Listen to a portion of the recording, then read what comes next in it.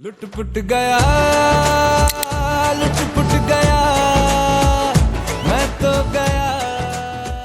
Hello বন্ধুরা, আজকের recipe হলো মালপোয়া। মালপোয়া অনেক রকমভাবেই বানানো যায়, তবে আজ আমি আপনাদের সাথে সবথেকে সহজ পদ্ধতিতে মালপোয়া তৈরির রেসিপিটা শেয়ার করব। সবার প্রথমে আমি এক বাটি ময়দা নিয়ে নিচ্ছি, আরও এক বাটি ময়দা নেব, এই একই বাটির, আলাদা কোনো বাটি কিন্তু ব্যবহার করব না। মাপ যদি ঠিকঠাক হয় তাহলেই কিন্তু মালপোয়া একদম পারফেক্ট হবে। এবার ওই বাটিরই এক বাটি নিয়ে নিচ্ছি সুজি, আর এক বাটি নেব চিনি। ওই একই বাটির হাফ বাটির থেকে একটু বেশি নিয়ে নিচ্ছি নারকেল কোড়া। তারপর দিচ্ছি এক চামচ মৌরি আর সামান্য লবণ। এবার ওই বাটিরই এক বাটি নিয়ে নিলাম দুধ।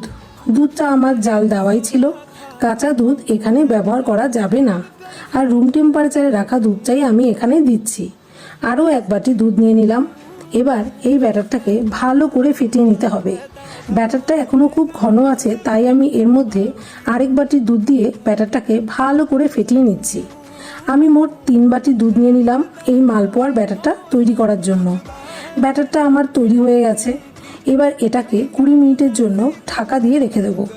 20 মিনিট পর আমি ব্যাটারের ঢাকাটা সরিয়ে দিচ্ছি, আর দেখুন মালপোয়া ভাজার জন্য ব্যাটারটা একদম রেডি হয়ে গেছে। এখন মালপোয়া ভাজার জন্য কড়াইতে দিয়ে দিচ্ছি সাদা তেল। তেল গরম হলে গ্যাসের ফ্লেমটা মিডিয়ামে রেখে মালপোয়ার ব্যাটারটা আস্তে আস্তে করে গরম তেলের মধ্যে আমি দিয়ে দিচ্ছি।